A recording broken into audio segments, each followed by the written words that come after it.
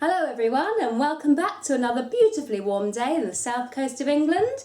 Although I suppose I should say evening because it's actually just gone at 10 o'clock now. Wayne's been away this weekend. I'm filming this video on it's a Monday now actually, it's not a Sunday, but I made the soap yesterday and I'm filming the intro today. Everything's back to front, but that's alright because when I edited this video it will all lay in the correct order. Anyway, yeah, Wayne's been away this weekend, which means that I get to experiment with techniques and colours and all things glittery, which he really doesn't like. And with that in mind, I pulled out the glitter, I pulled out the colour, and I even pulled out a little silicone mould, which I've been using to try and create some geodes for today's soap. So that is today's inspired soap design. I used, for the first time ever, and I do mean ever, I've never used it before in any videos, any soap making, just at all, some melt and pour soap base to create some little geodes today. They're just going to be used as little embeds on the top of the soap. I'm not going to lie and say they're natural because I looked through the ingredients and a few of the ingredients aren't completely natural. So I do feel like I'm kind of deviating a little bit, which Wayne will probably not be happy with me for that, but never mind, he's not here. Shh, don't tell him. So yeah, it's not one that we're going to sell, and it's not something that we're ever going to really do on any grand scale, but I just wanted to have a bit of a play this weekend and try something new. I went with a purple colour scheme. I used, as I said, some mica powders, and I used some glitters, and I used a little melt and pour to create geode embeds. And have a look and see what you guys think. So my gloves are on, my goggles are on, as you can probably see in my reflection. And we're going to begin by adding our cooled lye water into our liquid oils. And we tend to go around about 110 degrees Fahrenheit temperature for mixing. This is possibly a little higher than some other people go, but it works for us. So it's what we stick with.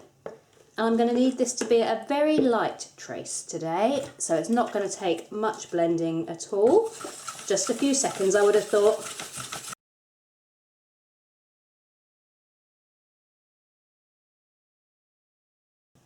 So this is pretty much just past emulsion, which means that the oils and the lye have combined, the water and oils aren't going to separate away from each other.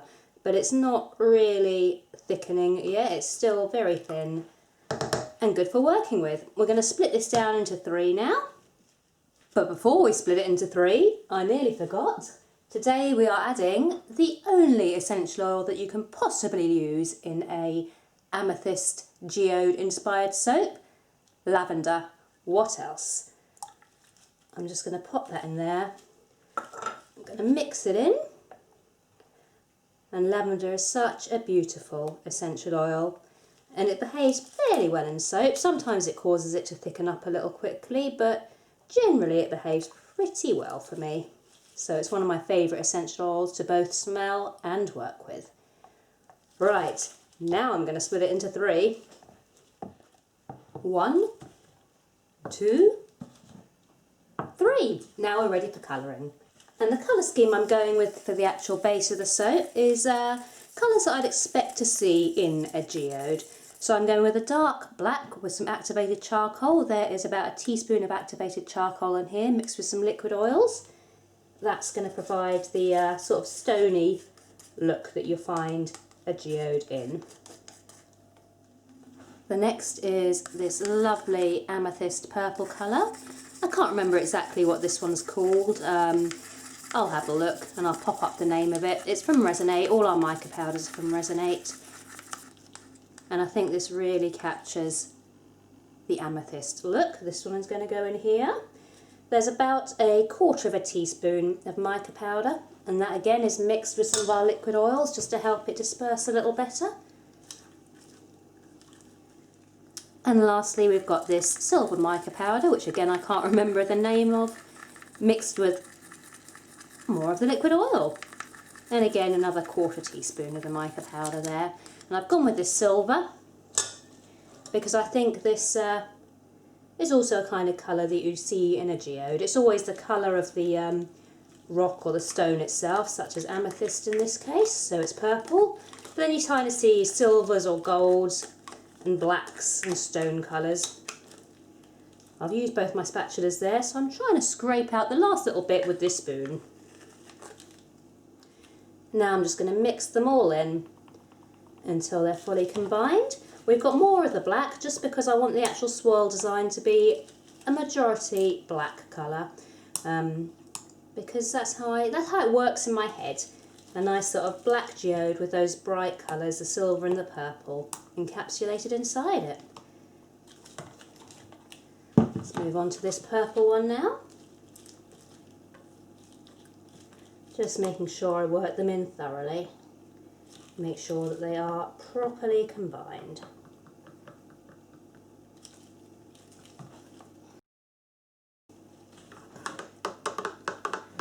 And this is a stainless steel spoon as well. Working with soap, you want to use stainless steel utensils. Aluminium and things like that can react with the soap, react with the lye in the soap and things like that. So you don't want to be using anything other than stainless steel metal tools to work with your soap. And although I'm happy with my black and my purple, I'm not so sure about that silvery colour. So just to brighten up a little bit, I think I might grab a little glitter and sprinkle some glitter in. We'll go with a little bit of ultrafine eco glitter in silver. And the reason being in the UK that I'm able to just sort of mix and match and add stuff in when I feel like it is because these soaps are not going to be sold. I do say this time and time again in my videos that when you're in the UK, all soap needs to be assessed and you can't just mix and match and put things in and do it as you feel. It has to all be assessed first. But it's amazing how many people don't actually know that, and people in the UK that don't know that. So I kind of feel it's important to make people aware of that. If we were selling these soaps, everything would have to be done exactly as we'd written it down in the recipe. I wouldn't be able to add this silver glitter in because I feel like it, because that would invalidate my assessment.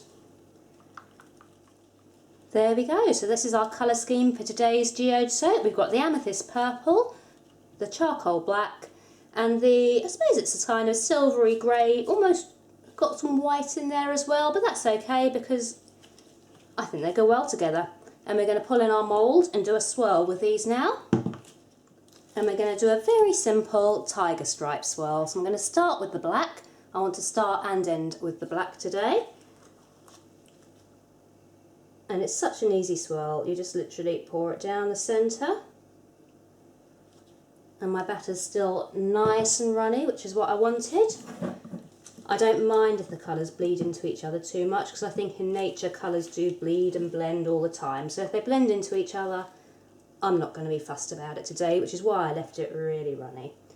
And then we go over it with the purple, again down through the centre.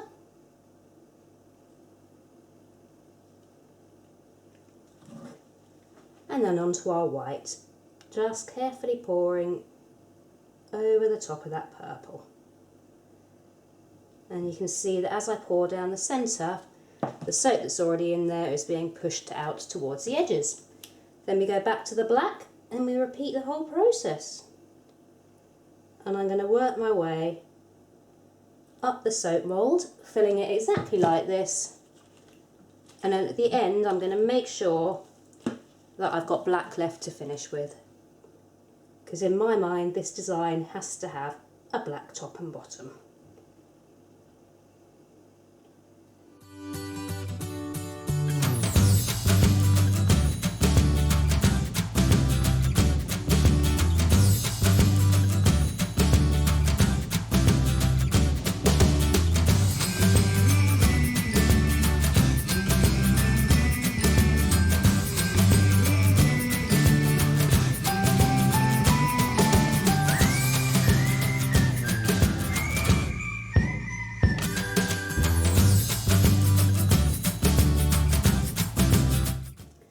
So this last bit of black, I'm just going to pour completely over the top.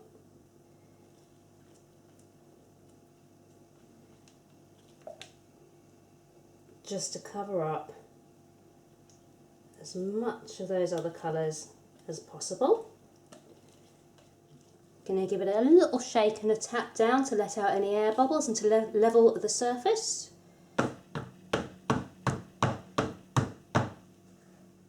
And then I think I'm just going to take this little ice lolly stick and just gently, I'm not going in deep because I don't want to mess up the swirl, but I'm just going to very gently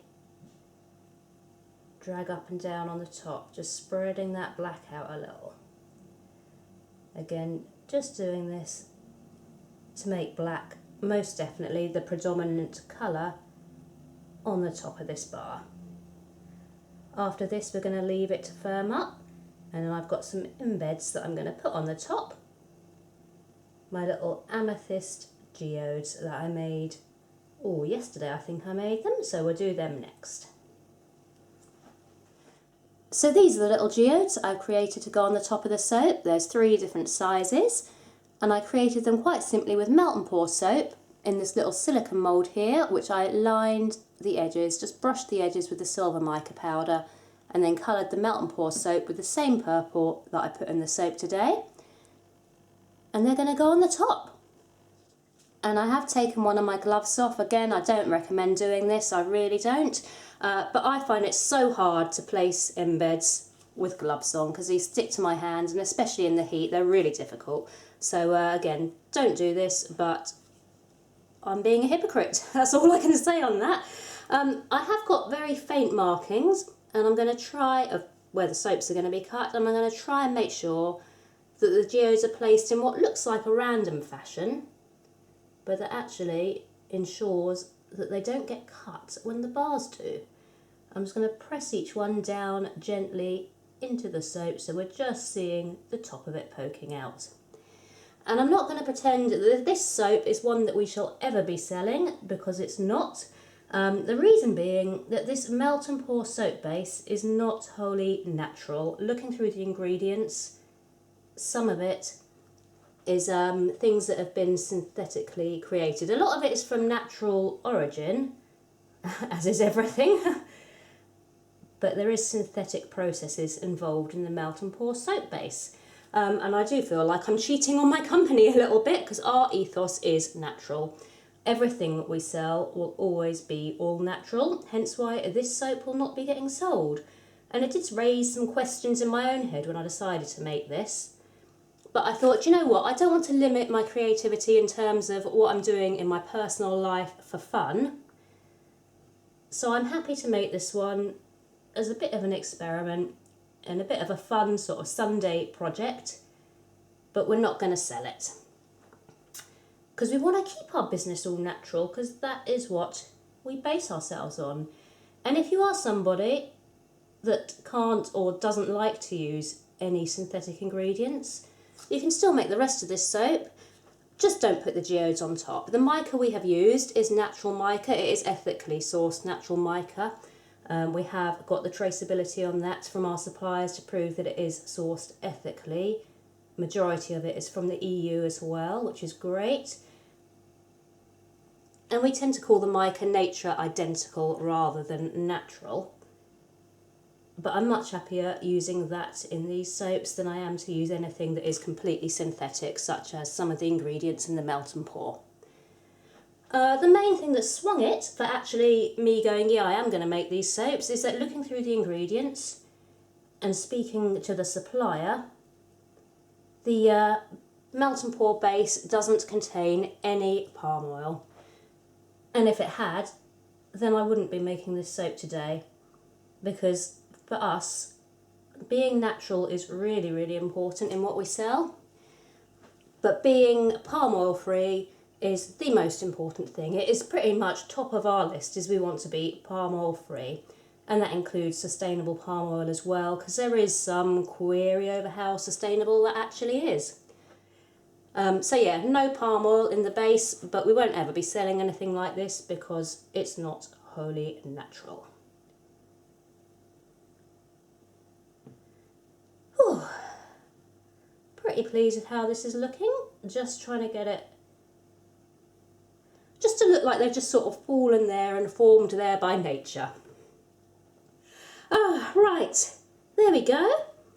I think I'm pretty happy with how the geode soap is looking. Let me see if I can lift it up to show you without destroying it. That is our geode soap. I'm going to leave it for a day or two to set up.